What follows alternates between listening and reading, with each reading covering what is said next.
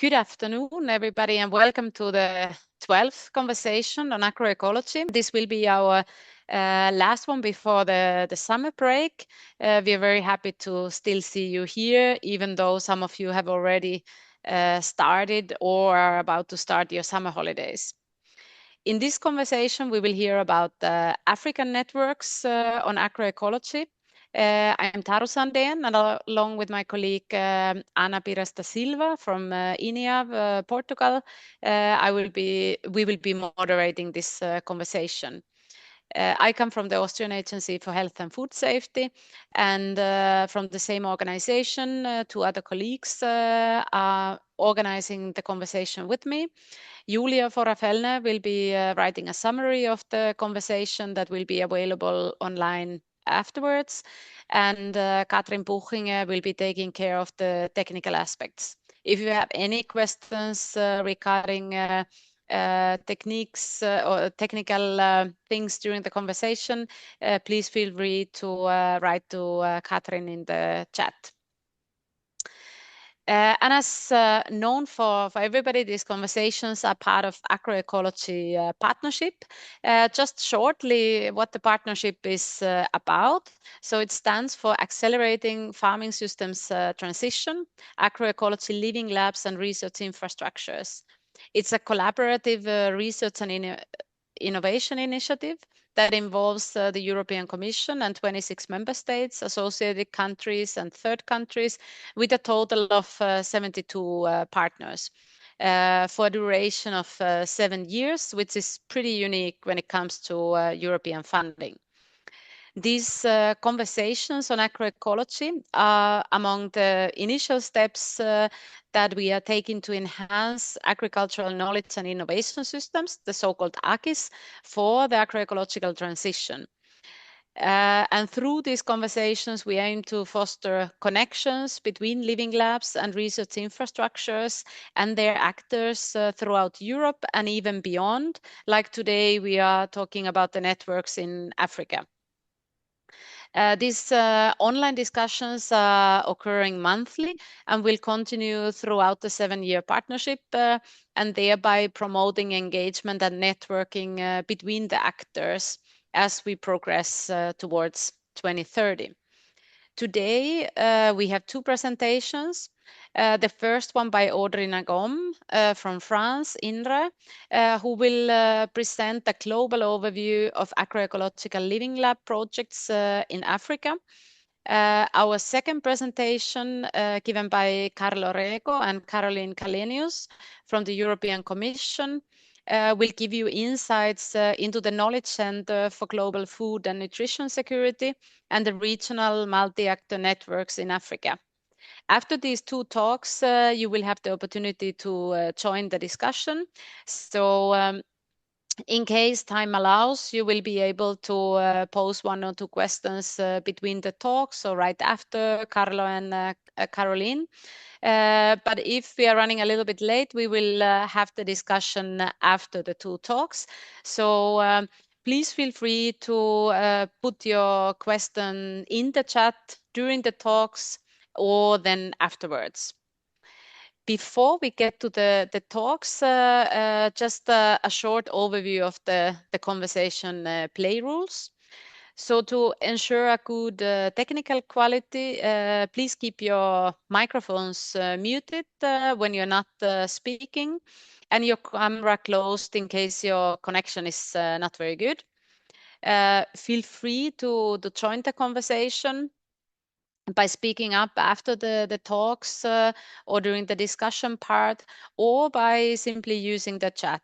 You can also add comments or links to interesting studies if you want to share something. We respect everyone's opinions and keep our questions short and simple to enable the speakers to answer easily. And all comments and ideas are very welcome and very valuable for the partnership. This conversation will be recorded. I think all of you have already clicked on OK. But if anyone has objections, you can let us know now. no objections, so we can keep the conversation going. And now, without further ado, I would like to hand the floor to our first speaker, Audrey. The floor is yours.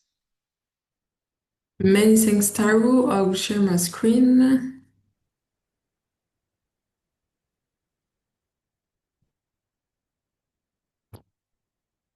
Okay, so hello everyone. I'm Audrey. I'm working at INRAE. I'm a research engineer, so I'm working in France.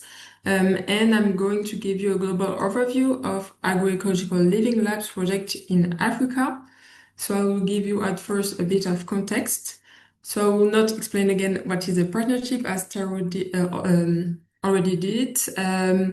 But this global mapping is taking part of this partnership, and I'm especially working with the network of agroecology living labs and research infrastructure in Europe. We have 55 members, 39 living labs, and 16 research infrastructure. And each year there is new members in our network. And in this context, I did a global mapping of living lab projects in agroecology all over the world, but also research infrastructure projects and similar initiative, multi-actor networks of agroecology. But in this presentation, I will just introduce the overview of Living Lab project in Africa. So I think most of you already know, but in case I will just give you the definition of agroecological living labs. So it's transdisciplinary approaches which involve farmers, researchers, and other local stakeholders in the agri-food sector. That means it's really a multi-stakeholders approach into co-learning, co-design, monitoring, and the evaluation of agroecological practices in order to develop initiative solutions aimed at fostering agroecological principles in the communities and in food system at different levels.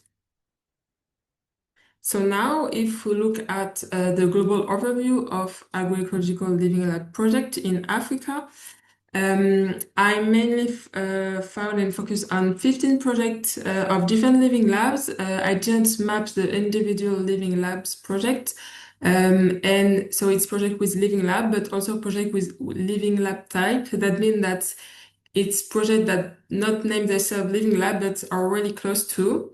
The keywords of the different project is agroecology, water resilience, food system, agroforestry, aquaculture, One Health, soil health, crop protection, and pastoral system.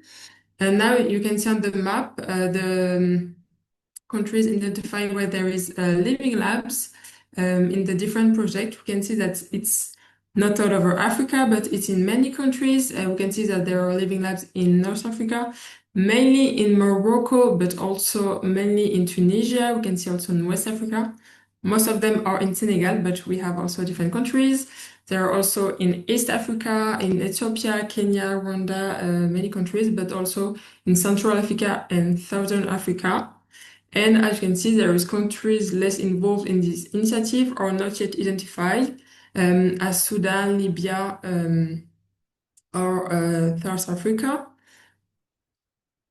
And for the thematic, I try to group them. You can see that there are projects that working on agroecology, but like a broad way. For example, there is the MAHDIA project working in Tunisia, Senegal, and in Morocco. There is Canal project working in Central Africa. There are other projects working on aquaponic and hydroponic. For example, there is a practice project working in East Africa. There are also projects on agroforestry and pastoralism like AfroGrow, Galileo. And there are other one, for example, there's soil that is in Europe, but also in Africa. And in these different projects, you can see there is a multiple objective of agroecological transition through the living labs that try to promote agroecological practices and try to reduce the dependency on chemical inputs. For example, AquaPix, that is a project in several continents that try to promote the reduction of chemical pesticide use. There is other project focused on how to foster circular system, so water, energy, and nutrients, principal practice. They try to develop circular system integrating water, energy, and nutrients of integrated aqua agriculture for smallholder farmers.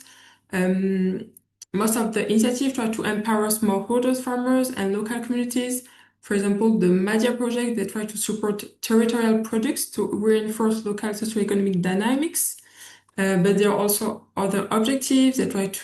Most of the projects are to share knowledge and co-develop innovation. For example, the INOL initiative that is also in different continents, try to disseminate and co-create useful knowledge for agroecological transition. There are other projects that focus more on biodiversity, for example, the agroforestry project, like AfroGrow, that try to build a multifunctional landscape to address climate change and promote biodiversity. And also, most of the projects try to improve food security, nutrition, and livelihoods. There is Sirawa project that try to enhance food nutrition, local incomes, and ecosystem sustainability. And we can see also, if we try to sum up multiple methodologies, multiple activities according to each project, we can see that they try to build agroecological practices framework. For example, they try to build a multi-scale evaluation, or they try to apply participatory evaluation as this participatory approach. They try to develop also agroecological solutions through cooperation, decision support tools, and training. In many projects, there is also the implementation of a knowledge hub for knowledge sharing. They try to focus also on public policies, and they try to work on regional policies and national policies. And also that is an approach that aiming to be inclusive. That means that they try to emphasize on gender equality, social inclusion, indigenous knowledge, and local biodiversity. And if we look at the different projects, we can see that each project has their own name to define the living labs. Some projects call them place-based co-innovation initiative, some other agroecology living labs, other they call them territorial platforms, agroecological living landscape, or dynamic hubs, agroforestry living labs, or agroecological field labs. So that's interesting to see how each project can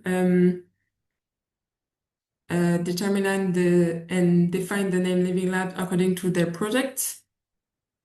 And now I'm going to introduce to you some case studies. So 3 case studies of 3 different projects in Africa. So I will first begin with NATAE, that is a North African Transition for Agroecology. It is mainly in North Africa, Algeria, Mauritania, Tunisia, Morocco, and Egypt. And they try to implement agroecological field labs. That means they have 2 kinds of labs. They have 7 living labs focused on oasis and peroasis systems, but also mountains. And they have also replication labs. That means that's areas where the methodologies and findings of the living lab will be tested for replicability. And they have many activities. For example, they try to assess through a multi-stakeholders participatory approach the optimal combination of agroecology practices. They also try to stimulate consumer demand and acceptability for agroecological projects.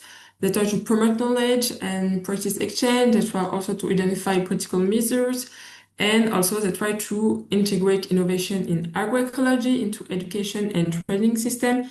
And also build on these stakeholders involved in the project. We can see that from the project consortium, they have developed a network that is called MEDAE, that is a Mediterranean multi-actor network on agroecology. It's very new and it tries to foster the share of knowledge between different stakeholders around the Mediterranean.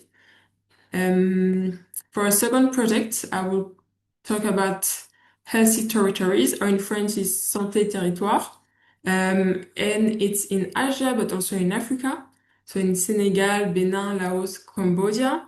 And they focus on the concept of One Health.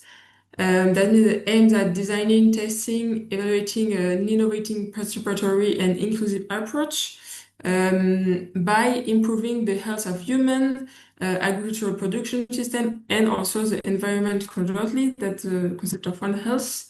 They have many activities. For example, within their living lab, they try to test agroecological and technological practices in direct interaction with users. They try to adapt innovation in real needs and real condition, but also they try to promote dialogue between scientific and practical knowledge.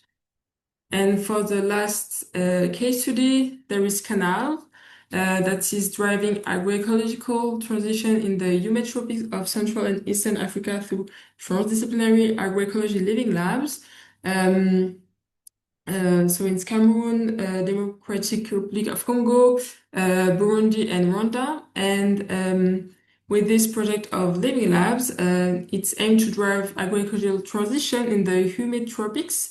And they are facing different complex environment, social and economic challenges, but also there is in some region conflict and high vulnerability. So they have to work with all of this complexity. And for this project, they try to establish 8 agroecological living labs and training over 20,000 farmers, and they focus on cocoa, coffee, cassava, rice, and maize.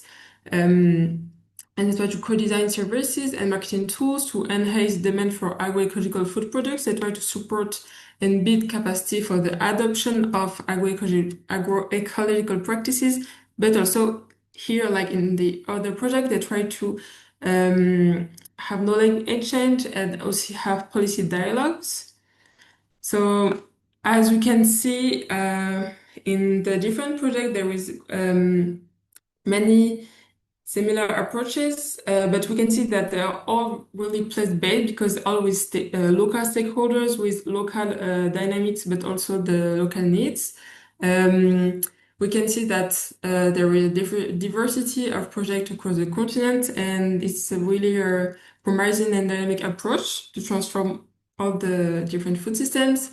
We can also see that it's fairly recent project, mainly most of them were implemented 3 years ago. So we can see that there is a strong interest in recent years, but the project that I introduced to you is mainly European funding. So it's mainly Horizon project, Premier project, but also funded by European Ministry, French Ministry, for example. And also in this different project, we can see that it's mainly coordinated by research centers or universities, mainly in Europe.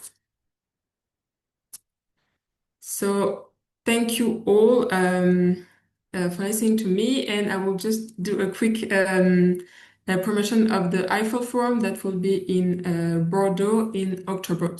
And the registration is open, so don't hesitate. Thank you all. Thank you very much, Audrey. There are no questions in the chat so far.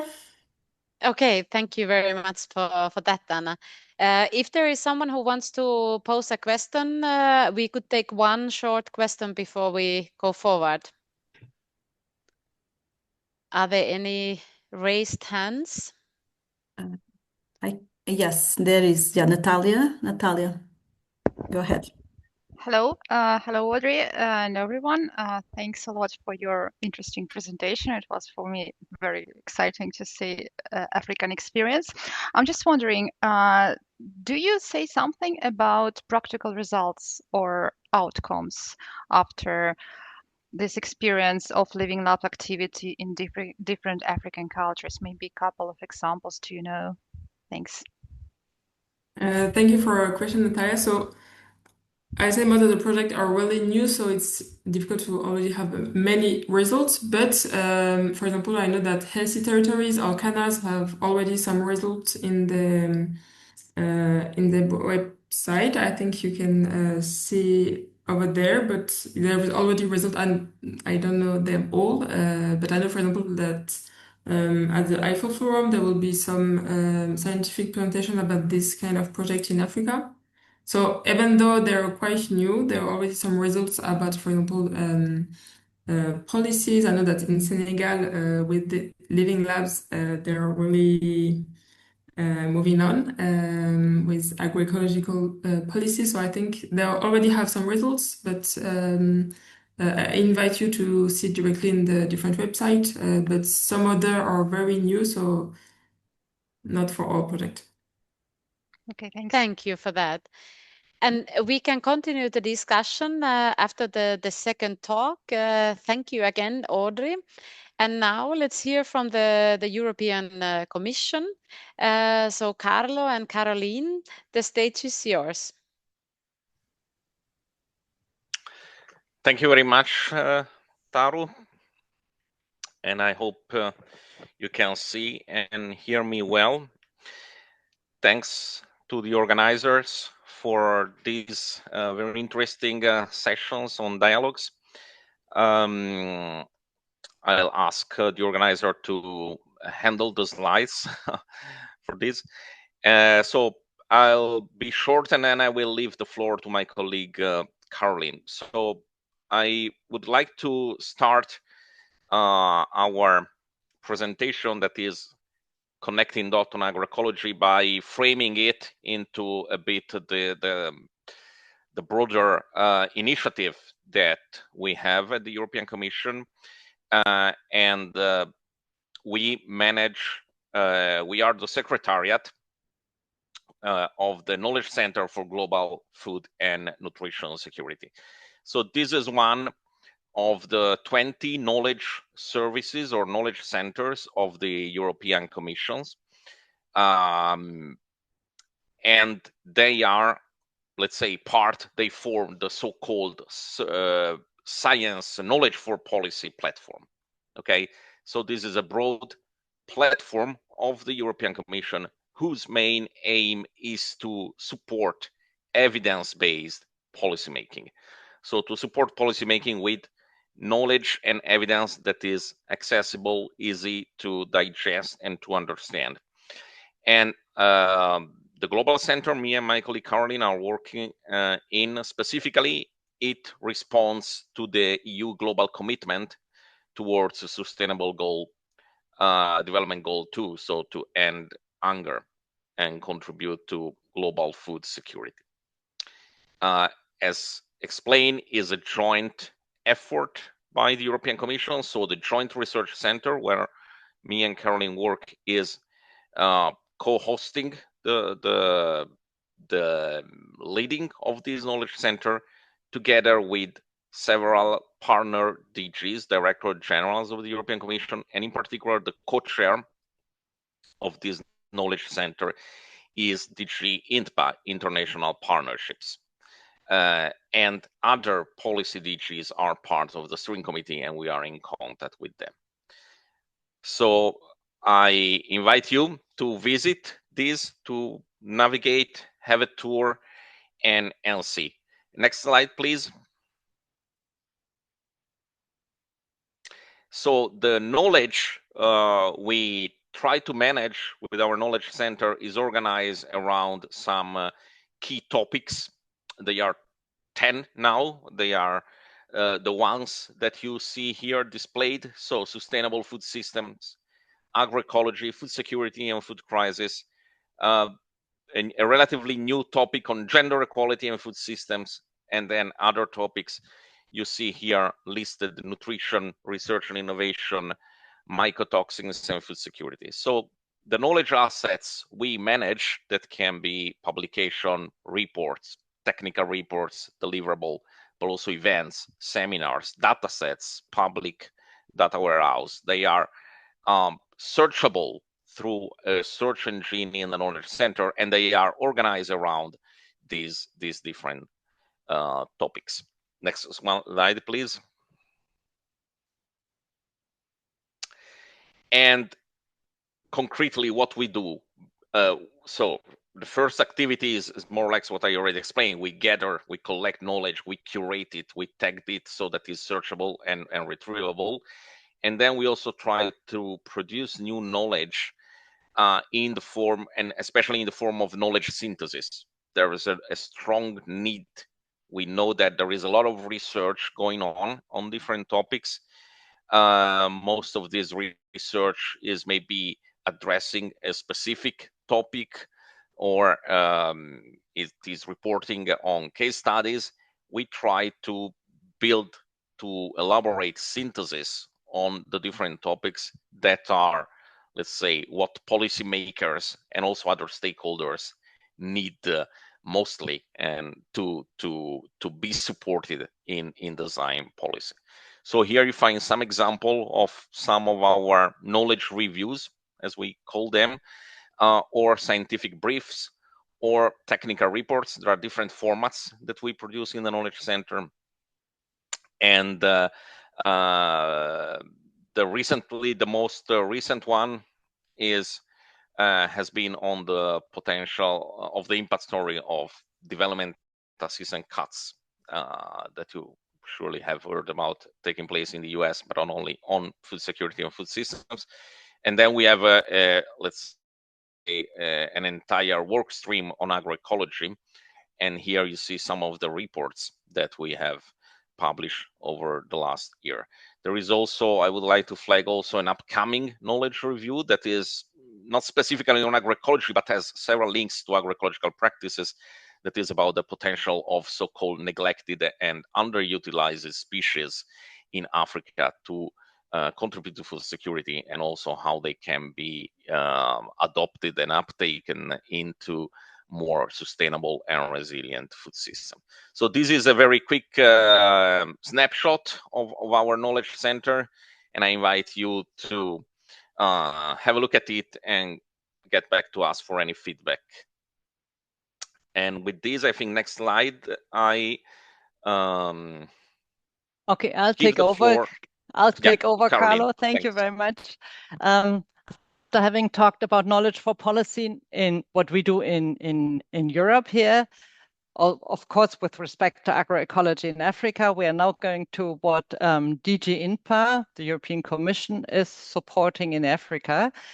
And this is an initiative where they are funding regional multi-actor research networks on agroecology in Africa. It's a project of 17 million, sorry, and it's located in 3 regions of Africa. And the aim is to contribute to build up excellence in the region and to strengthen the science and research capacities there. So you see on the map here the 3 regions in West Africa. It's mainly Burkina Faso, Cote d'Ivoire, and Senegal, and the coordination is done by the Université Cheikh Anta Diop in Senegal, who is coordinating this multi-actor research network. We have in the southern part of Africa, we have an initiative which includes South Africa, Malawi, Zimbabwe, Zambia, and Tanzania, and it's coordinated by the University of Cape Town. And then we have in East Africa, coordinated by the ICIPI, the International Center for Insect Physiology. We have a consortium of 3 countries which comprise Uganda, Tanzania, and Kenya. And there's 1 partner from Rwanda, but they're working for the whole region. And the idea is of these 3 regional multi-actor research networks to bring together the partners. So research partners, mainly universities, but also farmers, NGOs, and stakeholders to strengthen scientific research. That means to produce, to collect, to access, to process, and to share data on agroecological principles and practices. It's not so much on producing new research, but it's really to build up a network to share the data and to build up a regional knowledge hub where they can also influence decision making. So it's also for knowledge for policy, but it's also a networking institution itself. So the idea is that they adapt solutions in innovations for the need of the local stakeholders in the regions, including mainly smallholders, farmers, women, and youth, and to have this adapted solution. And I think that's where they can very well also link to living labs. They want to build up the excellence in the region, so they want to foster comprehensive curricula on agroecology in higher education. So in the regions, they will work on it. But of course, and that's another thing, they will also exchange among themselves what experiences they have and learn from each other. They finally want to have this interaction with policymakers in order to have evidence-based policies for the regions, and to promote partnership between the actors in the regions, but of course also with partners outside of the consortium. Please, next slide. There is the support on continental level, because many of the policies are of course also shaped at continental level. So FARA, which is the Forum for Agricultural Research in Africa, and RUFORUM, which is the network on universities in Africa, they work together with the 3 regional networks to strengthen scientific and technological capacities of the network, so training, but also to promote the learning and collaboration between the networks, and finally to support dissemination and policy dialogues on continental level. So FARA and RUFORUM will build something like the umbrella or the framework to bring them together and to make sure that it doesn't stay only in the countries I've mentioned, but to spread on the continent. The Joint Research Center will support FARA and RUFORUM, finally by our evidence on agroecology, but also in the training sector with our experience on data analysis and modeling, and also on Earth observation and how to bring that together with agroecology. We will support capacity building in that respect and help with the dissemination through our knowledge center, which Carlo just had presented to you. Very important is that all major initiatives, like for example, the TPP on agroecology and the Agroecology Coalition, they should also work closely with these new structures. So the idea is really to build up in these 3 years of the project an institution that can collaborate and have the strength to bundle the excellence. So next slide, please. This is our final slide. Some key points. We think it's very important to bridge the science policy gap by support to the scaling up of agroecology knowledge. And I think the regional research networks make big sense for that. So to pull evidence together and to help policymakers to access this knowledge very easily. So to overcome fragmentation. Finally, to integrate this knowledge, we need strong scientific and multi-stakeholder networks on a regional base as this project, and we need the dialogue with decision makers throughout the process. So decision makers should also become part of that these networks. This is not only a task for the networks, it's also a task for the policymakers to really engage with scientists. It's important that new projects really have this in mind right from the beginning and have this objective to really not only publicize the results, but to work for change. So now the last slide is a very quick one. It just gives you the 2 QR codes, one to our homepage of the Knowledge Center and the other one is for the newsletter. But I'm very happy to discuss with you about the potential and the limitations of excellence centers of this kind in Africa and how we can support them. Thank you very much. Thank you very much, Caroline and Caroline. Excellent to hear what kind of support you are also bringing and what different kind of networks you are supporting. I see that we have quite a number of questions already in the chat. Anna, would you like to select one of them? Okay, so there is one regarding the presentation that we just from Carlo and Caroline. We have in any project or networks, do initiatives of lifelong learning play a role? Just examples. What I mean by lifelong learning, RPL or micro credentials or train the trainers. I know that RPL is increasing and becoming very important in many countries. Oh, but this one is in Africa. Okay. Can you answer this? The three projects are independent from each other. So each one makes up their own work plan, but I can say that learning is an element in all three RMRNs, of course, in different shapes. For example, it's only one consortium which is really working with extension workers. And the other two didn't mention this, but because learning is such an important element, I would suppose that they're also focusing on stakeholder engagement and will also have some learning platforms. I think knowledge and learning platforms are very linked very closely. So probably all three of these networks will have a great emphasis on that. Okay. Thank you, Caroline.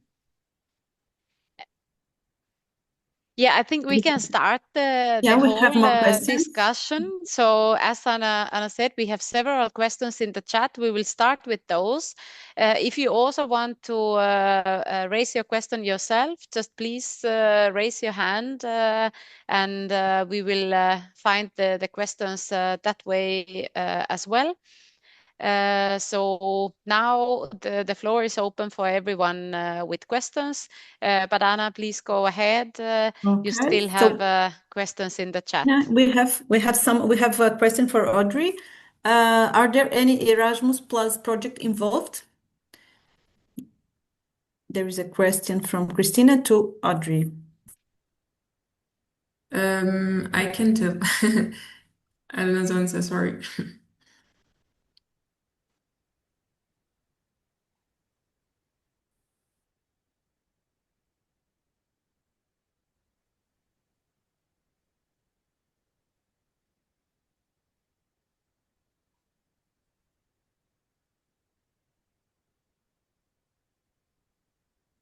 I didn't understand what you said. Sorry, I think Audrey is muted. Sorry. Oh yeah. No, I was saying that I don't know if there is Erasmus Plus project involved. Sorry. No. Okay.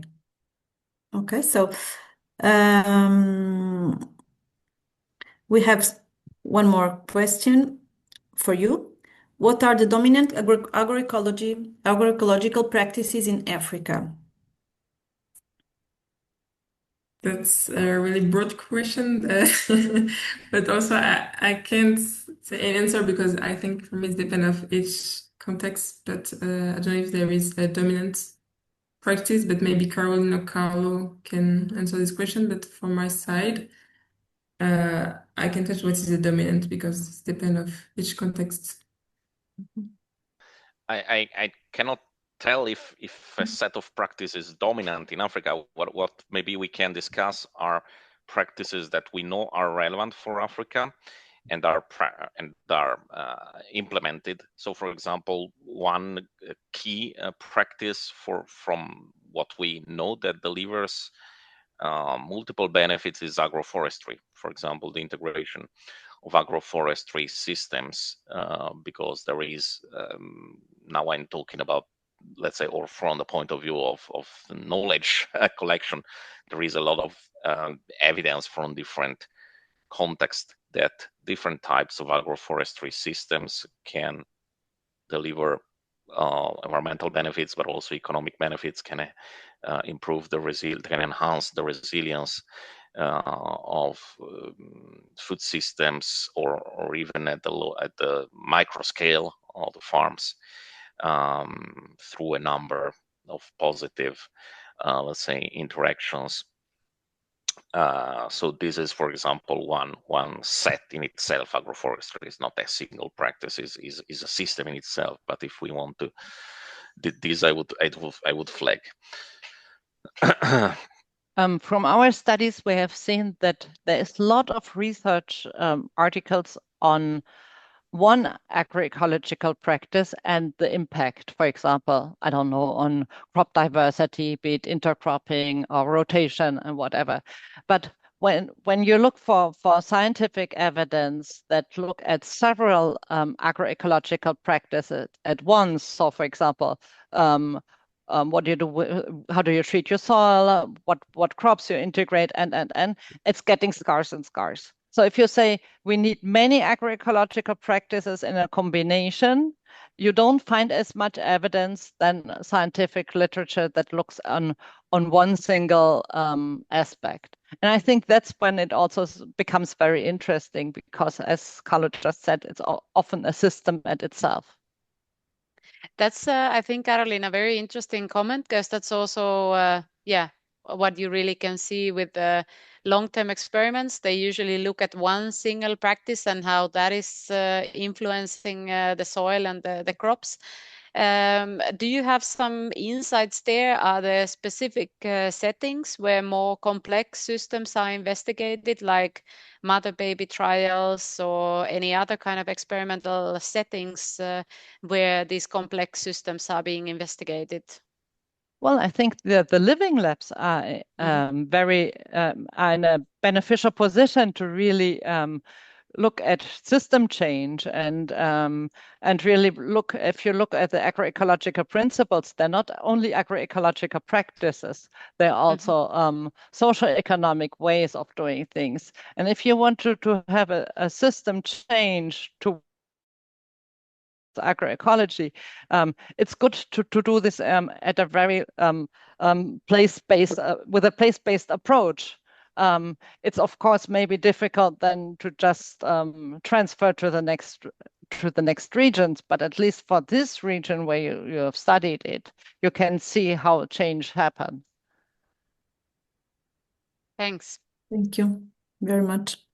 Okay, we have another question for you both. Okay, which are the main challenges of implementing and engaging key stakeholders in a living lab type initiative in Africa? Okay, there is each country region will have its own particularities. So, which are the main challenges? If I may, I think one of the main challenges is like many of the living lab projects are led by the research. And I think one of the main challenges is to see how we can collaborate with all stakeholders, but more at the same level, and that maybe the research will lead and build the project. But the idea is that after the project, it is owned by all the stakeholders to be able to practice more years. So I think the more difficult idea is to give like not the power, but the leading the animation from the research to the other stakeholders. I think one of the main challenge, that everyone is involved at the same level.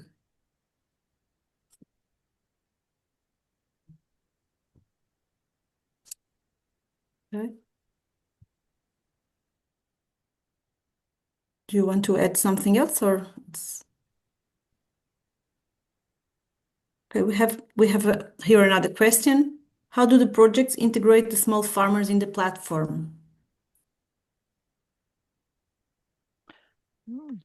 You mean in the region, in the RMRNs and the regional multi-actor research networks? Actually, they're not former consortium members. They're rather third parties. So the consortium themselves are universities, national research institutes, international research institutes, and sometimes like non-state actors who work on research.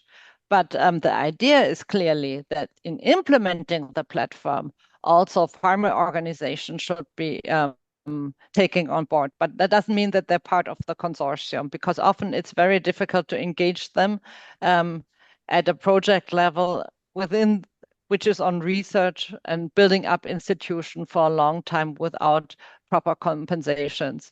And maybe that's also an answer to the question to Audrey, because I think to engage farmers, especially smallholder farmers, in a longer period, it's very difficult.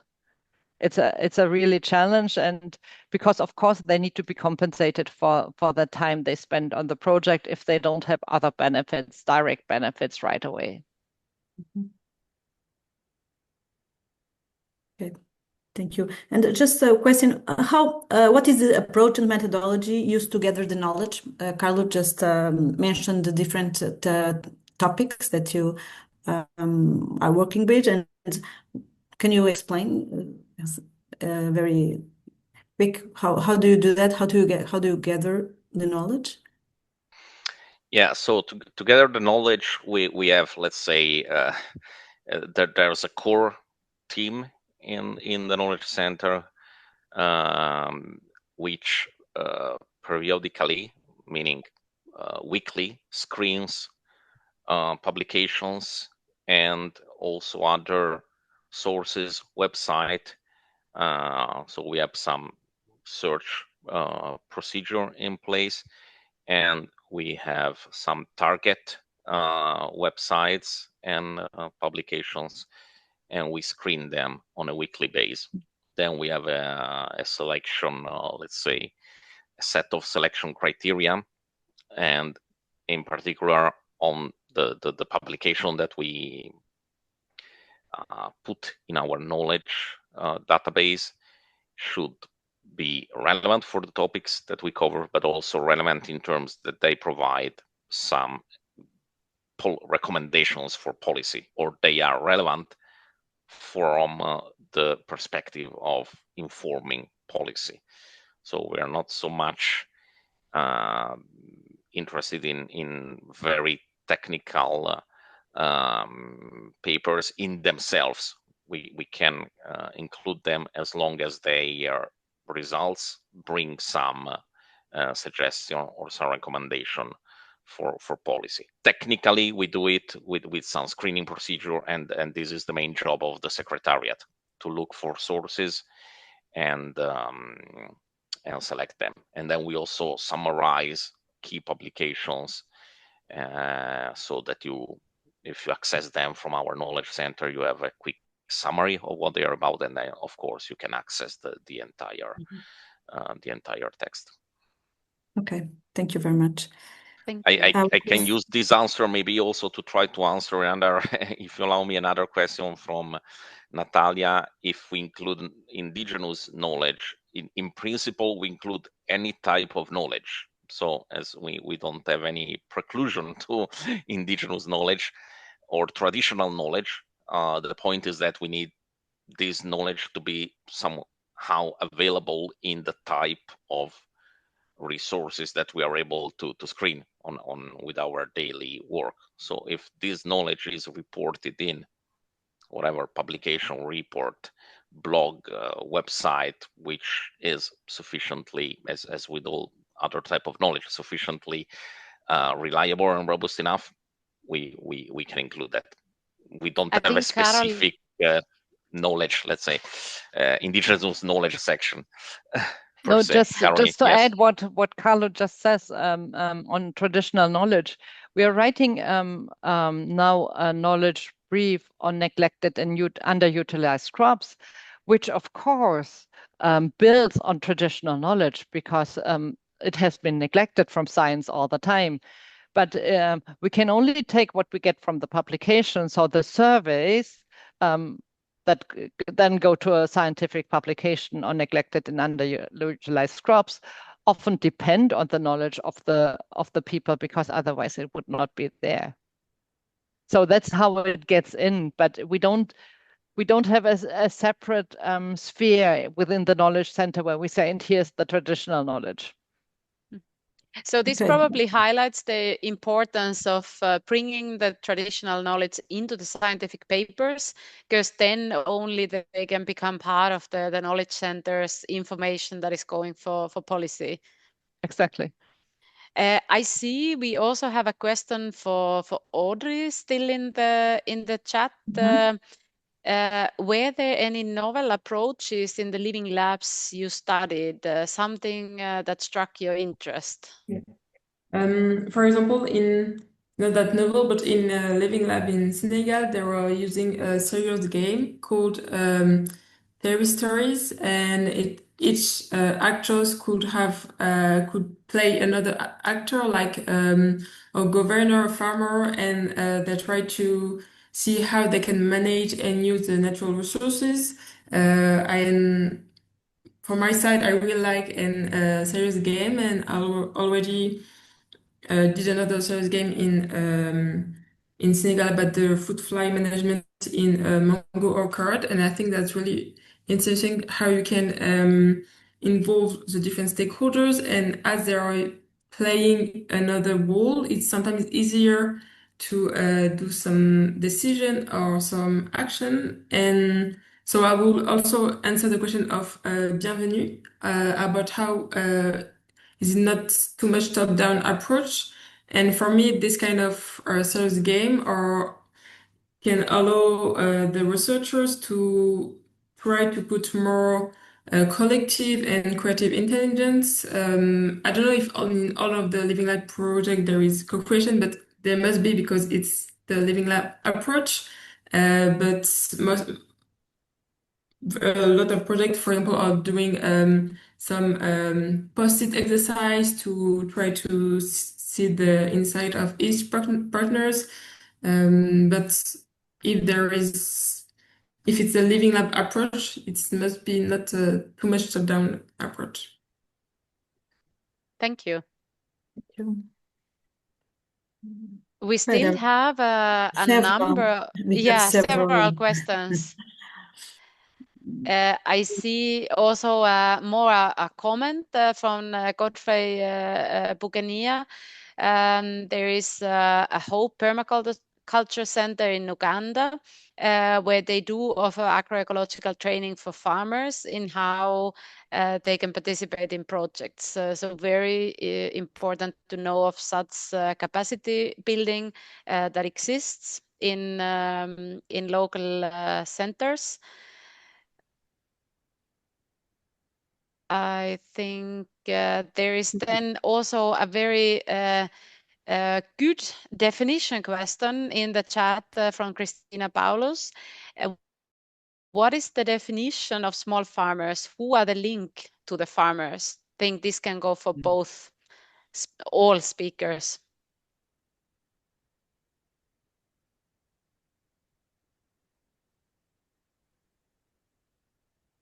I think it's depend of the project, but for example, when I worked in Senegal about the mango orchard, for me the small farmers were the farmers who are not exporting the mangoes, that are selling more the mango at the local scale, and they have small orchards. So for me, it was more about the how many acres they have, hectares, but I think it can depend of the project and of what kind of crops you're working on also. I think Caroline is nodding. Do you have another definition, or is the definition similar? No, I guess you need to look locally for it, because there's not, as Audrey said, a hectare size for the whole world. I also don't think it's really helpful because it divides the world in big and small farmers, and there's a lot of gray in between, probably more gray. So I don't know. So probably it's each project needs to define themselves who's their target group in the region. Yeah, this is probably very true. And each project maybe has their own definition of what is meant by different terms. For that, maybe the kind of the glossaries of projects can be very valuable to look into, or also ontologies and vocabularies that are available online. But as said, each project probably defines this themselves. Natalia, you have your hand up. Yeah, thanks. I would like just to add to contribute to this conversation about small scale farmers. I think it's not the project should define like who are farmers, which farmers can be considered as small scale, but I think it's a matter of each country. Because in different countries they consider it in a different ways. This is one of topics that I usually discuss with students, and there are comparison of criteria that used for defining small scale farmers. So in one country it depends on the number of hectares that they cultivate and they have, and in other countries it depends on the annual income. So, and if you will compare, for example, definition of small-scale farmers in the US and small-scale farmers in Africa, there are two different categories of people. And yeah, I think it's important to use more context-based approach for this, and maybe use like more or less official definition used in each country, that it will be easier to understand to whom we are addressed. But anyway, small-scale farmers usually considered as the poorest category of agricultural actors. Yeah, thank you. Yeah, thank you very much for this comment. I completely agree. It is context specific, and especially I think when we are thinking of the whole continent, or when we are thinking of several continents, not to forget the definitions may differ quite largely between countries, between territories. I'm very happy to see so many questions. I think Anna, you want to take one, but let's first give Carlo a possibility to comment. Well, it was actually to pick one of the questions because it's relevant for us, and it was direct to us on Earth observation. Earth observation tools play a key role in data scarce area. We completely agree. Now, the knowledge center itself does not work directly on Earth observation, but our unit at the GRC, the unit food security, has Earth observation based research as one of their key topics. So we don't work directly with that, but yes, there are streams of work that are using Earth observation tools to supplement, let's say, data or to derive. I cannot expand now, but happy to have maybe a bilateral exchange with Daniel on that, just to let him know that we didn't overlook that question. Thanks.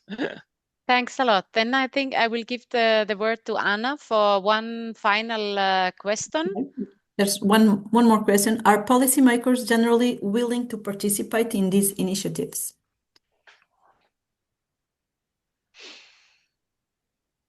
Well, I have my microphone open, so I continue speaking and then leave the floor to her. Well, the policymakers is a general category, as much general as a farmer, so it cannot be generalized. It really depends on the context, on what is the local policy.